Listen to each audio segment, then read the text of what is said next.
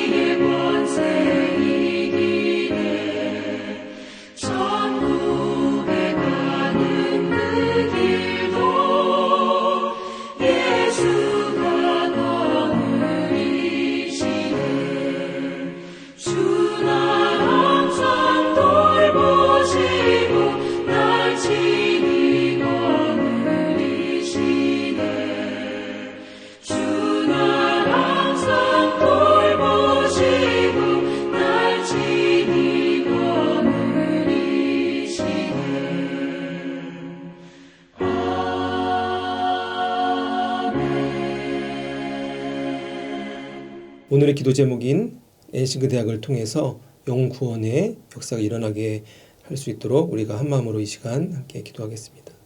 하나님 아버지 감사합니다. 우리 ANC 온누리 교회를 세워주시고 특별히 우리 ANC 온누리 교회 엔싱크 대학을 세워주셔서 주변에 많은 어르신들이 또 대학을 통해서 또 하나님을 만날 수 있는 귀한 사역을 허락하여 주심에 감사를 드립니다. 엔싱크 대학을 이끌어가는 우리 이진영 목사님 비롯해서 모든 리더십들 하나님께서 영육간에 강건함을 주시옵시고 그 사역에 참여하는 모든 성도님들 날마다 하나님 주시는 기쁨이 넘치는 사역이 되게 하여 주시옵소서. 엔싱크 대학을 찾아오는 모든 발걸음들이 살아계신 하나님을 경험케 하여 주시옵시고 천국 가시는 그날까지 우리 어르신들이 모두 천국의 소망을 가지고 날마다 승리하는 삶을 살아가게 하여 주시옵소서. 오늘 또 새로운 하루를 허락하여 주심에 감사를 드립니다. 이 시간 하나님의 말씀을 들을 때 우리의 마음을 열어주시옵시고 하나님과 깊은 만남을 이루는 이 시간이 되게 하여 주시옵소서. 하나님 말씀을 들을 때 깨닫는 영을 얻게 허락하여 주시고 또 믿음으로 하나님 말씀 붙잡고 승리하는 하루의 삶을 살아가게 하여 주시옵소서. 이 모든 것에 감사드리며 살아계신 주 예수 그리스도의 이름으로 기도하옵나이다. 아멘.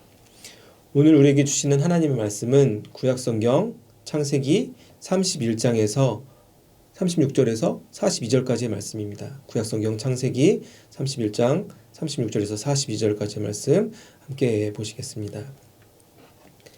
야곱이 노하여 라반을 책망할세 야곱이 라반에게 대답하여 이르되 내 허물이 무엇이니까 무슨 죄가 있기에 외삼촌께서 내 뒤를 급히 추격하나이까 외삼촌께서 내 물건을 다 뒤져보셨으니 외삼촌의 집안 물건 중에서 무엇을 찾아내었나이까 여기 내 형제와 외삼촌의 형제 앞에 그것을 두고 우리들 사이 판단하게 하소서. 내가 20년을 외삼촌과 함께 하였거니와 외삼촌의 암양들이나 암염소들이 낙태하지 아니하였고 또 외삼촌의 양떼의 순양을 내가 먹지 아니하였으며 물려 찢긴 것은 내가 외삼촌에게로 가져가지 아니하고 낮에 도둑을 맞았든지 밤에 도둑을 맞았든지 외삼촌이 그것을 내 손에서 찾아내므로 내가 스스로 그것을 보충하였으며 내가 이와 같이 낮에는 더위와 밤에는 추위를 무릅쓰고 눈 붙일 겨를도 없이 지냈나이다.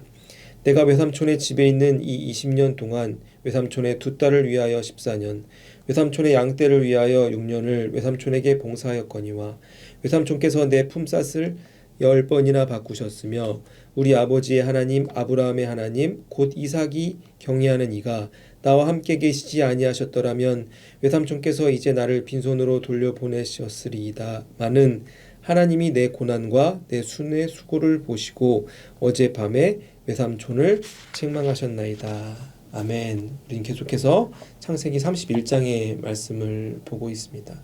야곱의 이야기가 계속되고 있습니다. 지난주에 토요일날에 담임 목사님께서 야곱의 이야기를 예를 들어서 설명해 주셨는데 한국의 막장 드라마 같다. 어떻게 보면 한국의 막장 드라마보다 더 어떻게 보면 가족 간의 사이가 안 좋고 안 좋은 일들이 일어나는 것 같다라고 소개를 해주신 적이 있습니다. 그 말씀이 우리가 이해가 되는 것이 31장 30장 계속해서 야곱의 이야기를 보면 정말 특별한 인생, 되게 어떻게 보면 불쌍한 인생을 야곱이 살았구나라는 것을 우리가 말씀을 보면서 알 수가 있는 것입니다. 특별히 31장에서는 야곱이 이제 자신의 삼촌이자 어떻게 보면 장인어른이죠. 라반에게 쫓겨가지고 잡히는 장면이 등장하는 것입니다. 야곱은 고향에서 쫓겨나다시피 해서 도망쳐서 어머니의 고향으로 와서 라반의 집에서 자신의 두 아내와 함께 20여 년을 살게 됩니다. 그런데 그 20여 년의 삶이 어땠을까요? 우리 성경을 보시면 알 수 있는 것처럼 굉장히 큰 마음의 고생, 육체적인 고통을 그가 경험하였던 것입니다.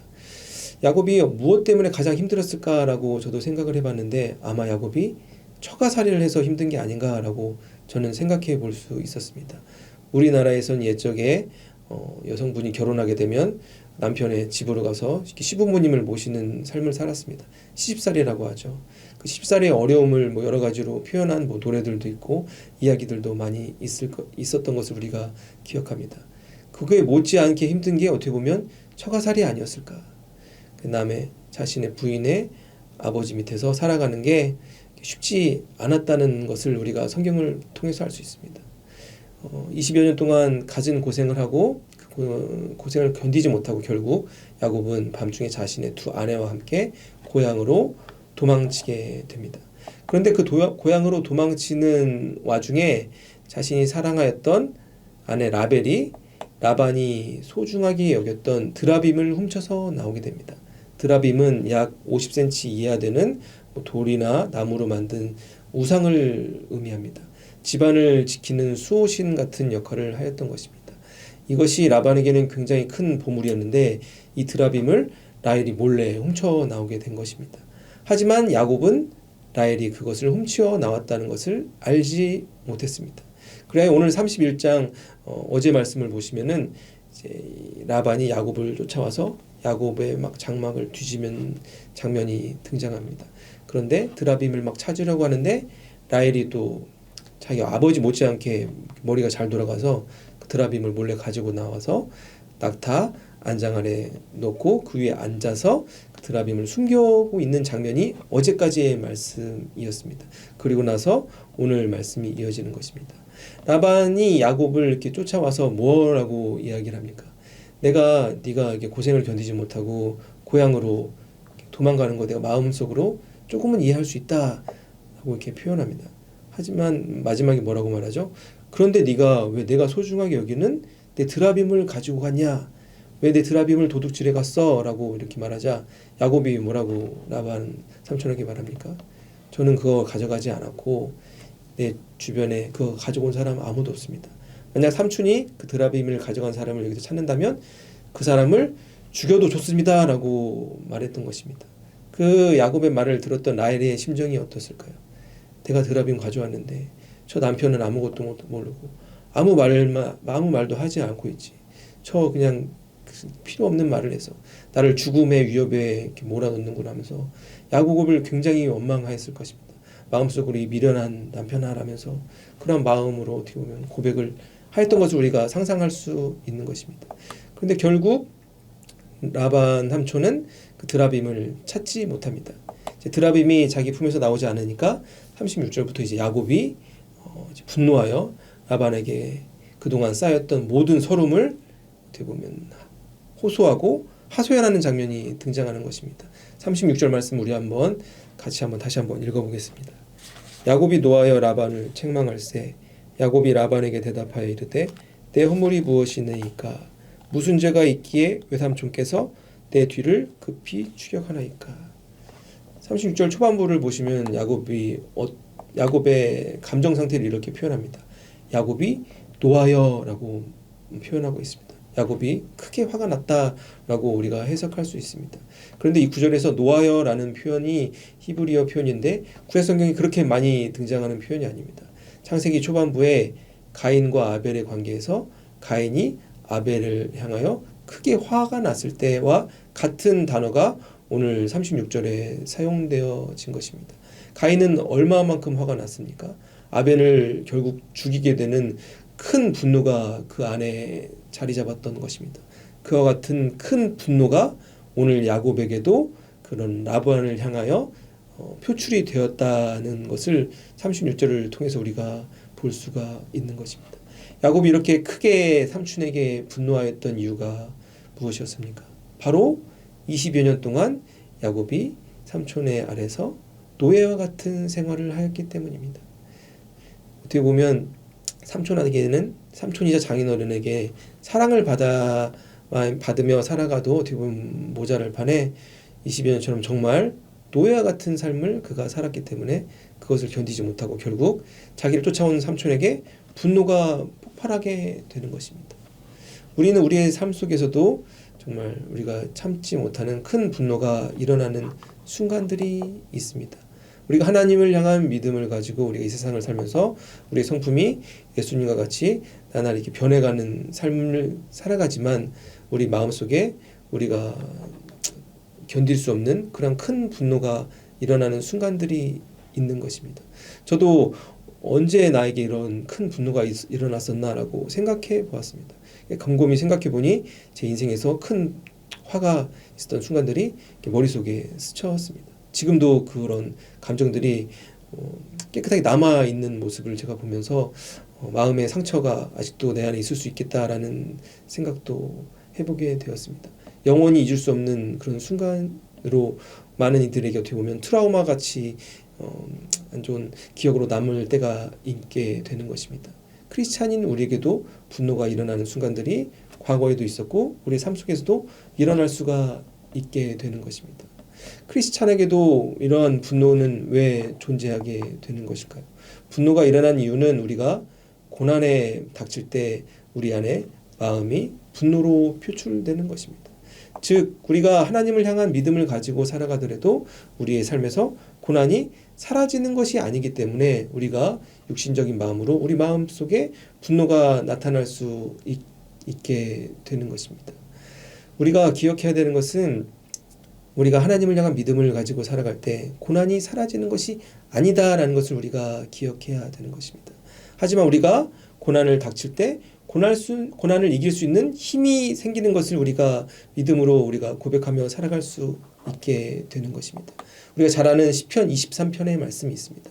시편 23편의 저자 다윗은 어떠한 순간에 이 23편을 기록하였습니까? 바로 자신의 아들 압살롬이 자신을 죽이려고 쫓아오는 그런 노년의 상황 속에서 하나님께 이러한 고백을 하였던 것입니다. 그 당시 다윗의 상태를 보면 지금 오늘 성경 본문인 야곱의 마음보다 더욱더 아프고 쓰라린 상태였다고 우리가 상상할 수 있습니다. 자신이 그렇게 사랑했던 아들이 나를 죽이려고 쫓아오는, 어떻게 보면 우리로서는 감히 상상할 수 없는 큰 마음의 상태가 다윗의 상태였을 것입니다. 그러한 다윗에게는 어떠한 마음이 들었을까요? 하나님을 원망하는 마음이 들었을 수도 있을 것입니다. 하나님, 왜 나에게 이러한 고통을 허락하시나요? 왜 나에게 이러한 어려움을 허락하시나요? 라고 하나님을 원망하고 하나님을 비난한 마음이 그 안에 자리 잡았을 수도 있을 것입니다. 하지만 다윗은 시편 23편에서 어떻게 하나님께 자기의 믿음을 고백합니까? 여호와는 나의 목자시니 내게 부족함이 없으리로다 라고 고백하고 있는 것입니다. 즉 자신을 양으로 표현하고 하나님을 목자라고 그가 믿으면서 나에게는 하나님이 목자 되시기 때문에 나에게는 필요한 것이 아무것도 없다. 내가 어떠한 순간에도 부족한 게 없는 삶을 살아가고 있다라고 자신의 믿음을 하나님 앞에 고백하고 있는 것입니다. 세상 모든 사람들을 포함하여 우리 크리스찬에게도 고난의 순간이 닥칠 때가 있습니다. 이러한 고난의 순간이 찾아와도 우리가 매일 넘어지지 않고 하나님께 간절히 기도하고 예배할 수 있는 이유가 무엇입니까? 바로 하나님께서 나의 목자 되시기 때문입니다. 우리의 인생길을 우리가 스스로 걸어가는 것이 아니라 목자 되신 하나님의 바라보고 하나님의 예비하신 그 길을 따라 걸어가기 때문에 우리가 날마다 고난길에도 하나님을 찬양하고 하나님께 기도하며 하나님께 예배하는 삶을 살아갈 수 있게 되는 것입니다. 다윗은 시편 23편에서 이렇게 또한 고백합니다. 내가 사망의 음침한 골짜기를 다닐지라도 해를 두려워하지 않을 것은 주께서 나와 함께 하심이라. 즉 내가 사망의 음침한 골짜기를 다니는 순간이 있다라고 말을 하고 있는 것입니다. 양이 이렇게 길을 걸어가다 보면 목자가 어떤 길을 인도하는지 알 수가 없습니다. 하지만 때로는 그 길이 정말 어둠의 길, 어떻게 보면 음침한 사망의 골짜기와 같은 곳을 지나는 순간들이 있다라고 고백하는 것입니다. 하지만 그러한 순간이 우리의 인생의 끝이 아니라 이게 나에게 지나가는 순간이고 이 골짜기를 넘어가면 하나님이 예비하신 축복의 땅이 기다리고 있다라고 다윗은 믿음을 고백하고 있는 것입니다. 비록 자신의 아들이 지금 나를 죽이려고 따라오지만 하나님이 나를 길을 인도하고 계시기 때문에 내가 삶에서 이 어려움 속에서 내 삶을 끝내는 것이 아니라 하나님의 축복으로 이 고난이 변화될 것이다 라는 믿음을 가지고 다윗이 자신의 믿음을 하나님께 고백하고 있는 것입니다. 세상의 많은 사람들은 이러한 사망의 음침한 골짜기를 만나면 어떻게 그들의 삶이 변합니까? 이 고난을 이기지 못하고 그 사망의 골짜기 속에 빠져서 그들이 삶의 방향을 잃어버리고 그들의 삶뿐만 아니라 그 온 가족의 삶, 그에 속한 모든 커뮤니티의 삶이 어떻게 보면 절망과 나락으로 떨어지는 안타까운 순간들을 우리가 뉴스를 통해서 볼 수가 있는 것입니다. 하지만 하나님을 목자로 믿으며 살아가는 우리는 고난을 만날 때 어떠한 마음을 가지고 살아갈 수 있습니까? 전혀 걱정할 필요가 없는 것입니다. 하나님이 목자 되시기 때문에 내가 이 고난의 길을 걸어가다 할지라도 우리가 편안한 마음으로 걸어갈 수 있다는 것을 우리가 기억해야 되는 것입니다. 릭 워렌 목사님은 고난과 위기에 대해서 이렇게 표현하였습니다. 고난과 위기는 우리가 하나님께 믿음을 보여줄 수 있는 기회이자 찬스다라고 말하고 있는 것입니다. 때로는 우리의 삶 속에서 야곱처럼 억울한 순간들이 있습니다. 야곱처럼 분노가 우리 안에 차오르는 순간들이 있습니다. 그럴 때마다 우리가 기억해야 되는 것은 우리의 목자 되신 하나님을 더욱더 의지하며 하나님을 향한 믿음을 가지고 우리의 닥쳐진 고난을 믿음으로 이겨내려는 우리의 의지와 믿음과 어떻게 보면 하나님의 능력이 필요한 것입니다. 사랑하는 성도 여러분, 우리가 야곱처럼 억울한 일을 당할 때 목자 되신 하나님을 더욱더 의지하며 살아가 날마다 그 고난의 길을 승리로 변화시키는 믿음의 길을 걸어가실 수 있는 모든 성도님들이 되시길 주님의 이름으로 축원합니다. 오늘 본문 36절을 다시 보시면은 야곱이 삼촌 라반에게 이렇게 이야기합니다. 36절 중반부를 보시면은 내 허물이 무엇이니까? 나에게 무슨 죄가 있기에 나를 이렇게 끝까지 힘들게 하십니까? 라고 자신의 억울함을 계속해서 호소하고 있습니다. 이러한 야곱의 호소는 그 다음 절 37절부터 41절까지도 계속해서 이어집니다. 그런데 특별히 우리가 40절하고 41절 말씀을 다시 한번 함께 읽어보시겠습니다. 내가 이와 같이 낮에는 더위와 밤에는 추위를 무릅쓰고 눈 붙일 겨를도 없이 지냈나이다. 내가 외삼촌의 집에 있는 이 20년 동안 외삼촌의 두 딸을 위하여 14년, 외삼촌의 양떼를 위하여 6년을 외삼촌에게 봉사하였거니와 외삼촌께서 내 품삯을 10번이나 바꾸셨으며. 40절 41절을 보시면은 야곱이 자신이 경험한 고통을 크게 두 가지로 나눠서 라반에게 호소하고 있다는 것을 우리가 볼 수가 있습니다. 특별히 40절에서는 육체적인 고통을 자기가 표현합니다. 내가 낮에도 밤에도 더울 때도 추울 때도 눈붙일 겨를도 없이 내가 육체적 큰 고통을 안고도 20년 동안 참고도 삼촌을 위해서 내가 헌신하였다라고 말합니다. 그리고 41절에서는 육체적인 고통뿐만 아니라 자기가 경험했던 정신적 고통에 대해서 이렇게 이야기합니다. 내가 14년을 내 아내 삼촌의 그 딸들을 위해서 14년을 보냈고 6년을 삼촌이 키우는 그런 양떼를 위하여 내가 6년을 낭비하였다. 즉 20년의 시간을 낭비하였다. 삼촌과 삼촌의 가정을 위해서 내 인생을 낭비한 것 같다라면서 자신의 그런 고통을 삼촌에게 표현하고 있는 것입니다. 우리도 인생을 살아가다 보면 때로는 세상에 많은 사람들이 이렇게 생각할 때가 있습니다. 내가 내 인생을 낭비한 것처럼 느껴지는 순간들이 있게 되는 것입니다. 내가 내 평생을 최선을 다하며 살았지만 결과가 만족이 없는 삶을 우리가 살아가는 순간들이 있게 되는 것입니다. 내가 내 남편을 위해서, 내 부인을 위해서, 내 자녀들을 위해서, 내 사업체를 위해서 평생을 어떻게 보면 육체적인 고통, 마음의 고통을 참으며 내가 살았지만 그런 마지막 순간에 만족하지 못하고 내 돌아온 인생을 돌아보며 내가 시간 낭비한 것이 아닌가, 이러한 순간이 찾아오는 때가 있게 되는 것입니다. 우리가 잘 기억하는 20세기 우리 현대 사회의 인간의 삶을 크게 바꾸어 놓은 사람 중 한 명인 스티브 잡스를 우리가 기억하고 있습니다. 스마트폰을 대중화시킨 분이죠. 그분으로 인해서 인간의 삶이 많이 변화하였습니다. 그런데 그분이 조금은 이른 나이에 세상을 떠났다는 것을 우리가 뉴스를 통해서 보았습니다. 56살의 나이로 췌장암으로 지금 세상을 떴다는 것을 우리가 기억하고 있습니다. 그가 병상에서 남겼다는 유언이 인터넷에 돌아다니는 게 있는데 그 유언을 보시면은 우리가 많은 것을 생각해 볼 수 있습니다. 그는 이렇게 고백합니다. 나는 큰 성공을 이뤘다. 많은 부를 쌓았고 명예를 얻었고 세상을 많이 변화시키며 내 스스로 많이 자랑스러워했었다.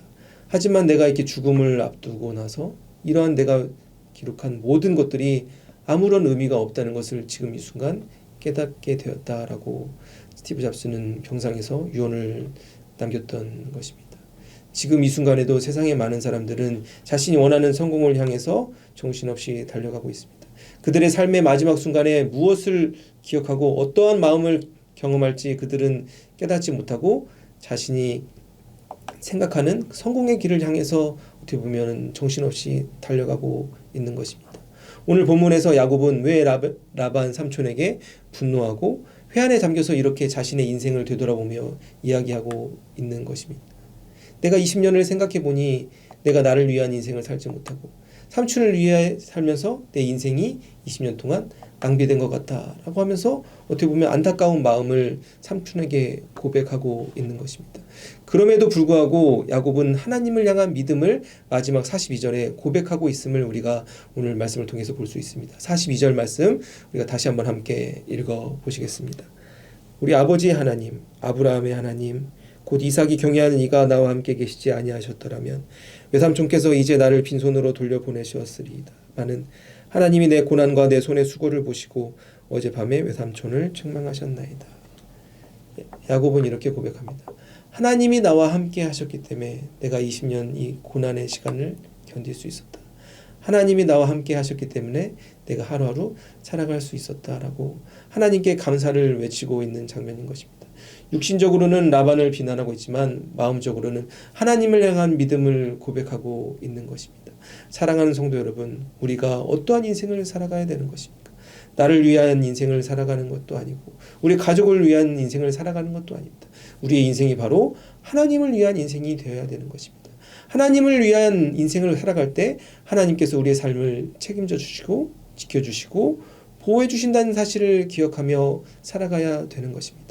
사랑하는 성도 여러분, 오늘 하루에 주어진 삶 속에서 우리가 나를 위한 인생이 아닌 세상의 헛된 가치를 위해 사는 삶이 아닌 하나님을 위해 살아가 하나님께 큰 기쁨을 올려드릴 수 있는 우리 모든 인생을 살아가시는 성도님들이 되시길 주님의 이름으로 축원합니다. 오늘 말씀을 정리하겠습니다. 우리가 두 가지를 기억할 수 있습니다. 첫 번째로는 우리에게도 고난의 순간이 닥칠 때가 있습니다. 분노가 내 마음에 차는 순간들이 있습니다. 그럴 때 우리가 무엇을 더욱더 의지해야 됩니까? 우리가 감정에 빠져서 세상을 원망하고 누구를 원망하는 것이 아니라 목자 대신 하나님을 더욱더 의지해야 되는 것입니다. 나에게 비록 지금 이 순간이 견디기 너무 어렵지만 목자 대신 하나님께서 나를 좋은 것으로 인도하고 계시다라는 믿음을 가지며 기도하며 감사로 고백하며 나아가는 우리가 되어야 되는 것입니다.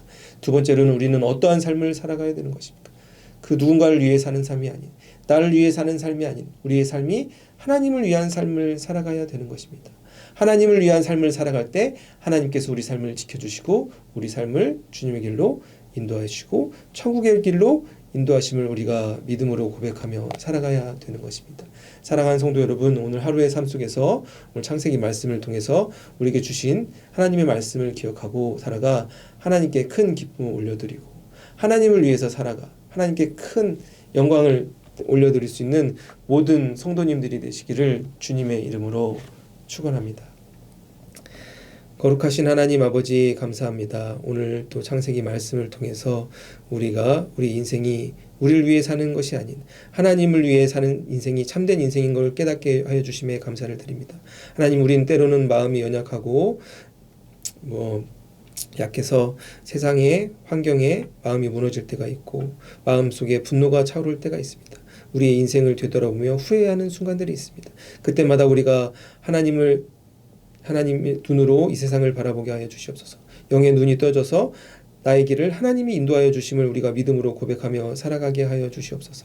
날마다 목자 되신 하나님을 더 의지하고 살아가 나에게 닥쳐진 고난의 길을 믿음으로 잘 승리할 수 있도록 우리의 마음을 붙잡아 주시고 주님의 길로 인도하여 주시옵소서. 그래야 우리의 삶을 통해 복음이 증거되고 하나님의 능력이 많은 이들에게 전파되는 축복의 통로의 삶을 오늘 하루의 삶도 살아갈 수 있도록 우리 성도님들 하나님께서 인도하여 주시옵소서. 이 모든 것에 감사드리며 살아계신 주 예수 그리스도의 이름으로 기도하옵나이다. 아멘. 이 시간 또 각자 기도 제목, 중보 기도 제목을 위해서 함께 기도하시겠습니다.